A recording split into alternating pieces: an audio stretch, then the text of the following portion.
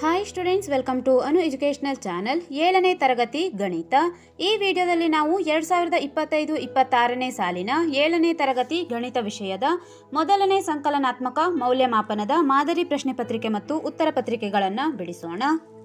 ಇಲ್ಲಿ ನಾವು ಮೊದಲನೆಯದಾಗಿ ಪ್ರಶ್ನೆ ಪತ್ರಿಕೆಯನ್ನು ತೋರಿಸಿ ನಂತರದಲ್ಲಿ ಉತ್ತರ ಪತ್ರಿಕೆಯನ್ನು ಕೊಟ್ಟಿದ್ದೇವೆ. ಮೊದಲನೆಯದಾಗಿ ಈ ಕೆಳಗಿನ ಪ್ರಶ್ನೆಗಳಿಗೆ 4 ಪರ್ಯಾಯ ಉತ್ತರಗಳನ್ನು ನೀಡಲಾಗಿದ್ದು ಸರಿಯಾದ ಉತ್ತರವನ್ನು ಆರಿಸಿ ಬರೆಯಿರಿ. ಇಲ್ಲಿ 12 ಪ್ರಶ್ನೆಗಳನ್ನು ಕೇಳಲಾಗುತ್ತದೆ. ಪ್ರತಿಯೊಂದಕ್ಕೂ ನೀವು 4 ಆಯ್ಕೆಗಳಿಂದ ಸರಿಯಾದ ಉತ್ತರವನ್ನು ಆರಿಸಿ ಬರೆಯಬೇಕು.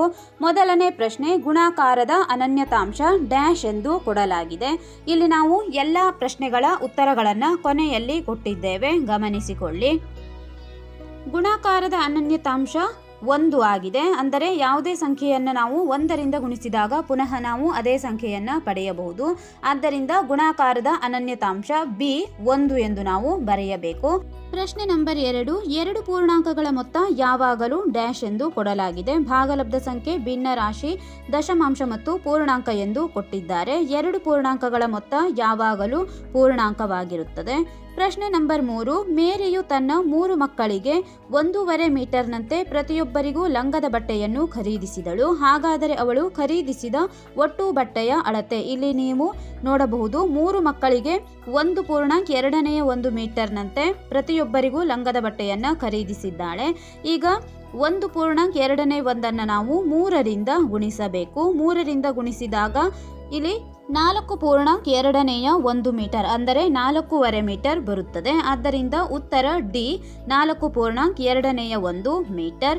ಪ್ರಶ್ನೆ ನಂಬರ್ 4, 10ನೇ 3ರ ದಶಮಾಂಶ ರೂಪ. ಇಲ್ಲಿ 10ನೇ 3ರ ದಶಮಾಂಶ ರೂಪವನ್ನು ಬರೆಯಬೇಕು.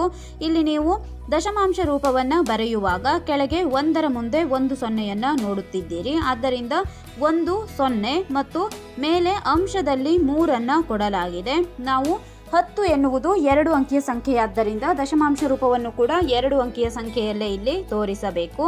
0 ಮತ್ತು 3 ಎಂದು ಬರೆಯಬೇಕಾಗಿದೆ. ಬಿ 0.3 ಉತ್ತರವಾಗುತ್ತದೆ. 5ನೇ ಪ್ರಶ್ನೆ, 13, 14, 12, 16, 12, 15, 17, 14, 18 ಎಂದು ಕೊಟ್ಟಿದ್ದಾರೆ. ಈ ದತ್ತಾಂಶದ ಮಧ್ಯಾಂಕವನ್ನು ಬರೆಯುವಾಗ ನೀವು ಈ ಎಲ್ಲ ಸಂಖ್ಯೆಗಳನ್ನು ಏರಿಕೆ ಕ್ರಮದಲ್ಲಿ ಬರೆಯಬೇಕು. ಏರಿಕೆ ಕ್ರಮದಲ್ಲಿ ಬರೆದಾಗ ಮಧ್ಯದಲ್ಲಿ ಬರುವಂತಹ ಸಂಖ್ಯೆ 14 ಆಗಿದೆ. ಆದ್ದರಿಂದ ಮಧ್ಯಾಂಕ 14.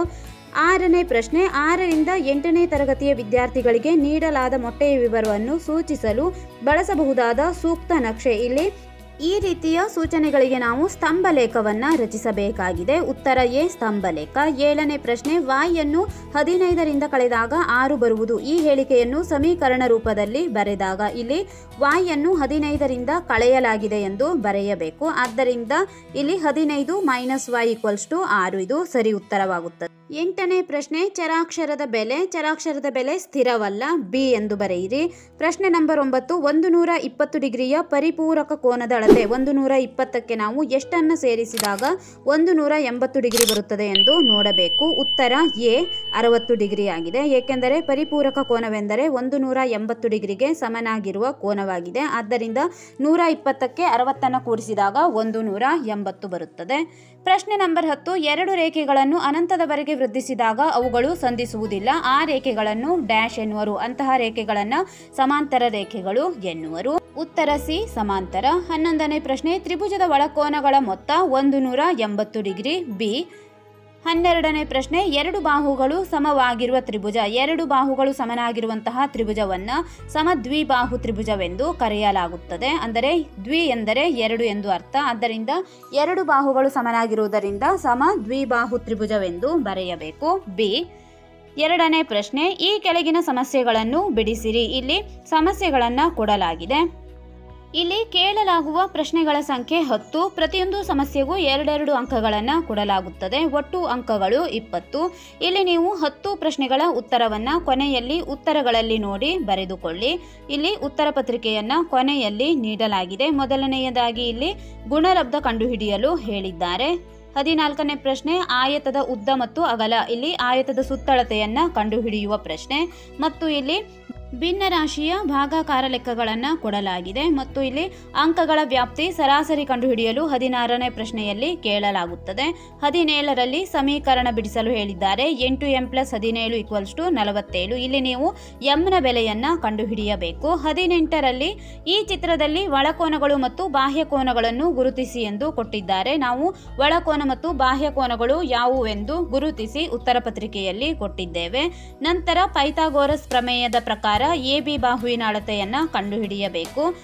20ನೇ ಪ್ರಶ್ನೆಯಲ್ಲಿ ಇಲ್ಲಿ ತಂದೆಯ ವಯಸ್ಸು ಮತ್ತು ಮಗನ ವಯಸ್ಸಿನ ಅನುಪಾತವನ್ನು ಕೇಳಲಾಗಿದೆ. ಇಲ್ಲಿ ಅನುಪಾತದ ಸರಿಯಾಗಿ ನೀವು ವಯಸ್ಸನ್ನು ಕಂಡುಹಿಡಿಯಬೇಕು. ನಂತರದಲ್ಲಿ ಇಲ್ಲಿ ಅನ್ವಯವಾಗುವಂತಹ ನಿಯಮ ತಿಳಿಸಿ ಎಂದು 21ನೇ ಪ್ರಶ್ನೆಯಲ್ಲಿ ಕೊಟ್ಟಿದ್ದಾರೆ. -4 × -2 + 7 = -4 × -2 + -4 × 7. ಈ ನಿಯಮವನ್ನು ನಾವು ಕೊನೆಯಲ್ಲಿ ಉತ್ತರದಲ್ಲಿ ತಿಳಿಸಿದ್ದೇವೆ.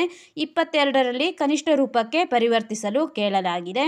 ಪ್ರಶ್ನೆ ನಂಬರ್ 3, ಈ ಕೆಳಗಿನ ಸಮಸ್ಯೆಗಳನ್ನು ಬಿಡಿಸಿರಿ. ಇಲ್ಲಿ 2 ಸಮಸ್ಯೆಗಳನ್ನು ಕೇಳಲಾಗುತ್ತದೆ. ಪ್ರತಿಯೊಂದಕ್ಕೂ 4 ಅಂಕಗಳು, ಒಟ್ಟು ಅಂಕಗಳು 8. ಇಲ್ಲಿ ಪ್ರತಿಯೊಂದು ಪ್ರಶ್ನೆಯನ್ನು ಸರಿಯಾಗಿ ಅರ್ಥ ಮಾಡಿಕೊಂಡು ನಂತರದಲ್ಲಿ ಉತ್ತರವನ್ನು ಬರೆದುಕೊಳ್ಳಿ.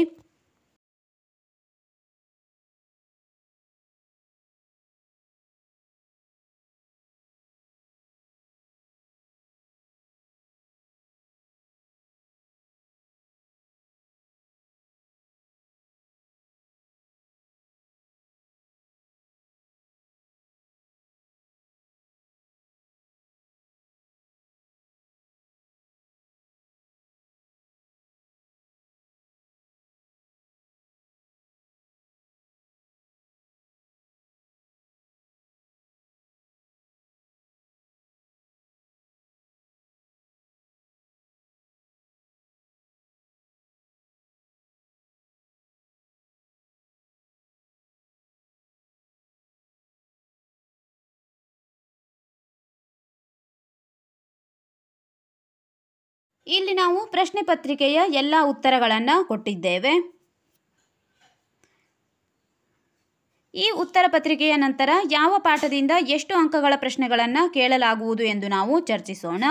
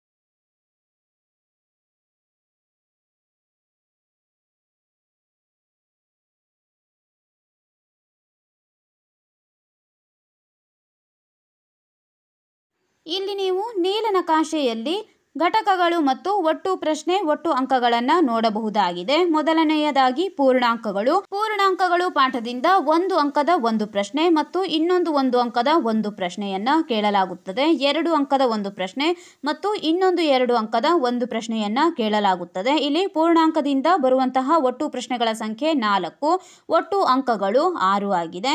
ಎರಡನೇ ಪಾಠ ಭಿನ್ನರಾಶಿಗಳು ಮತ್ತು ದಶಮಾಂಶಗಳು. ಈ ಪಾಠದಿಂದ 1 ಅಂಕದ ಒಂದು ಪ್ರಶ್ನೆ, ಇನ್ನೊಂದು 1 ಅಂಕದ ಒಂದು ಪ್ರಶ್ನೆ ಮತ್ತು 2 ಅಂಕದ 3 ಪ್ರಶ್ನೆಗಳನ್ನು ಕೇಳಲಾಗುತ್ತದೆ. ಇಲ್ಲಿ ಕೇಳಲಾಗುವ ಒಟ್ಟು ಪ್ರಶ್ನೆಗಳ ಸಂಖ್ಯೆ 5, ಅಂಕಗಳು 8. ಮೂರನೆಯದಾಗಿ ದತ್ತಾಂಶಗಳ ನಿರ್ವಹಣೆ ಪಾಠದಿಂದ 1 ಅಂಕದ ಒಂದು ಪ್ರಶ್ನೆ, ಇನ್ನೊಂದು 1 ಅಂಕದ ಒಂದು ಪ್ರಶ್ನೆ, 2 ಅಂಕದ ಒಂದು ಪ್ರಶ್ನೆ ಮತ್ತು 4 ಅಂಕದ ಒಂದು ಪ್ರಶ್ನೆಯನ್ನ ಕೇಳಲಾಗುತ್ತದೆ. ಈ ಪಾಠದಿಂದ ಕೇಳಲಾಗುವ ಪ್ರಶ್ನೆಗಳ ಸಂಖ್ಯೆ 4, ಒಟ್ಟು ಪಡೆಯಬಹುದಾದಂತಹ ಅಂಕಗಳು 8 ಆಗಿವೆ. ಸರಳ ಸಮೀಕರಣಗಳು ಪಾಠದಿಂದ 1 ಅಂಕದ ಒಂದು ಪ್ರಶ್ನೆ, ಇನ್ನೊಂದು 1 ಅಂಕದ ಒಂದು ಪ್ರಶ್ನೆ ಮತ್ತು 2 ಅಂಕದ 2 ಪ್ರಶ್ನೆಗಳನ್ನು ಕೇಳಲಾಗುತ್ತದೆ. ಇಲ್ಲಿ ಕೇಳಲಾಗುವ ಒಟ್ಟು ಪ್ರಶ್ನೆಗಳ ಸಂಖ್ಯೆ 4, ಒಟ್ಟು ಅಂಕ 6 ಆಗಿದೆ. ರೇಖೆಗಳು ಮತ್ತು ಕೋನಗಳು ಪಾಠದಿಂದ 1 ಅಂಕದ ಒಂದು ಪ್ರಶ್ನೆ, 2 ಅಂಕದ ಒಂದು ಪ್ರಶ್ನೆ ಮತ್ತು ಇನ್ನೊಂದು 1 ಅಂಕದ ಒಂದು ಪ್ರಶ್ನೆಯನ್ನ ಕೇಳಲಾಗುತ್ತದೆ. ಇಲ್ಲಿ ಕೇಳಲಾಗುವ ಒಟ್ಟು ಪ್ರಶ್ನೆಗಳ ಸಂಖ್ಯೆ 3, ಒಟ್ಟು ಅಂಕಗಳು 4. ತ್ರಿಭುಜಗಳು ಮತ್ತು ಅದರ ಗುಣಗಳು, ಇದರಿಂದ 1 ಅಂಕದ 2 ಪ್ರಶ್ನೆಗಳು, 2 ಅಂಕದ ಒಂದು ಪ್ರಶ್ನೆ ಮತ್ತು 4 ಅಂಕದ ಒಂದು ಪ್ರಶ್ನೆಯನ್ನ ಕೇಳಲಾಗುತ್ತದೆ. ಇಲ್ಲಿ ಈ ಪಾಠದಿಂದ ಕೇಳಬಹುದಾದಂತಹ ಒಟ್ಟು ಪ್ರಶ್ನೆಗಳ ಸಂಖ್ಯೆ 4 ಮತ್ತು ಒಟ್ಟು ಅಂಕಗಳು 8 ಆಗಿವೆ. ಈ ವಿಡಿಯೋದಲ್ಲಿ ನಾವು 7ನೇ ತರಗತಿ ಗಣಿತ ವಿಷಯದ 2025-26ನೇ ಸಾಲಿನ ಮೊದಲನೇ ಸಂಕಲನಾತ್ಮಕ ಮೌಲ್ಯಮಾಪನದ ಮಾದರಿ ಪ್ರಶ್ನೆ ಪತ್ರಿಕೆ ಮತ್ತು ಉತ್ತರ ಪತ್ರಿಕೆಗಳನ್ನು ಬಿಡಿಸಿದ್ದೇವೆ ಮತ್ತು ಯಾವ ಪಾಠದಿಂದ ಎಷ್ಟು ಅಂಕಗಳ ಪ್ರಶ್ನೆಗಳನ್ನು ಕೇಳಲಾಗುವುದು ಎಂಬುದನ್ನು ಕೂಡ ಇಲ್ಲಿ ಚರ್ಚಿಸಲಾಗಿದೆ. ಮುಂದಿನ ವಿಡಿಯೋಗಳಲ್ಲಿ ಇನ್ನುಳಿದ ವಿಷಯಗಳ ಮಾದರಿ ಪ್ರಶ್ನೆ ಪತ್ರಿಕೆ ಮತ್ತು ಉತ್ತರ ಪತ್ರಿಕೆಗಳನ್ನು ಬಿಡಿಸೋಣ. ನಮ್ಮ ಚಾನೆಲ್ನ ಎಲ್ಲ ಹೊಸ ವಿಡಿಯೋಗಳಿಗಾಗಿ ಅನು ಎಜುಕೇಷನಲ್ ಚಾನೆಲ್ನ ಲೈಕ್ ಮಾಡಿ, ಶೇರ್ ಮಾಡಿ, ಸಬ್ಸ್ಕ್ರೈಬ್ ಮಾಡಿ, ಹಾಗೆ ಪಕ್ಕದಲ್ಲಿರುವ ಬೆಲ್ ಐಕಾನ್ ಪ್ರೆಸ್ ಮಾಡಿ.